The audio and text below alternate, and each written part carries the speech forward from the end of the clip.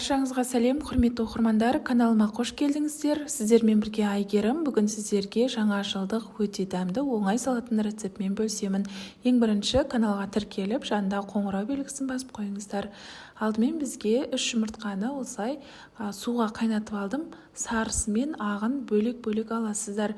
Және де ағуызын осылай соломка етіп тураңыздар. Сары уызын бөлек алып қалыңыздар.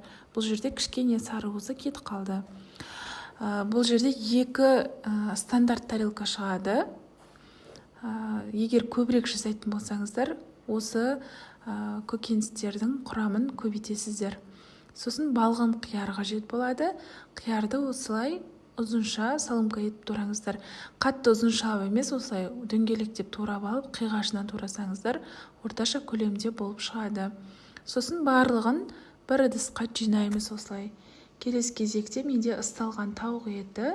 Бұл міндетті емес, кәдімгі суға қайнатылған тауықтың төс етін пайдалануға да болады. Барлығын бірдей етіп, соломкалап, ұзыншалап тураймыз. Бұл жерде мен кішкене үлкенірек, қалыңырақ көлемде турап жатырмын. Егер сізге ондай ұнамаса, тауықтың етін жұқалап, жіңішке етіп, солай соломка етіп турап дайындасаңыздар болады. Барлығын турап болғаннан кейін, барлығын жаңағы ыдысымызға жинайтын боламыз. Содан кейін мен айсберг жапырағын қолдандым. Айсберг капустасын, егер бұндай жоқ болса, таппасаңыз, салат жапырағын қолдануға болады. Үстіне аздаған тұз салдым, және де майонез саламыз. 3 шай қасық майонез жетеді. Барлығын жақсылап тұрып араластырамыз. Қасық вилканың немесе қолыңызбен араластыруға да болады. Қатты мұжбайсыздар. Кішкене майонезі араласуы қажет. Осы салатты міндетті түрде жасап көріңіздер. Жаңа жылдық дастарханға, мерекелік дастарханға өте оңай жасалынады, дәмі де керемет болып шығады. Дәл осы рецептпен стандарт тарелкаға сіздер 2 тарелка салсаңыздар болады. Бұл жерде менде үлкен көлемдегі ағаш ыдыс, сондықтан мен осындай барлығын бірге салып жатырмын. Үстіне жаңағы жұмыртқаның сары уызы қалып кетті ғой. Сол сары уызын әсемдік ретінде сеуіп шығасыздар.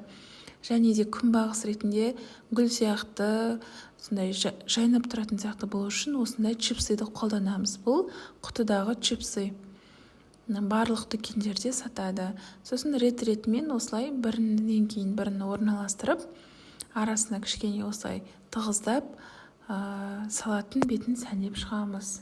Осымен біздің салатымыз дайын болды. Міндетті түрде жасап көріңіздер. Және де осы видеоны төменде поделиться деген батыр, соны басып WhatsApp желісінде чаттарға, группаларға жіберіп қойыңыздар. Ас болсын.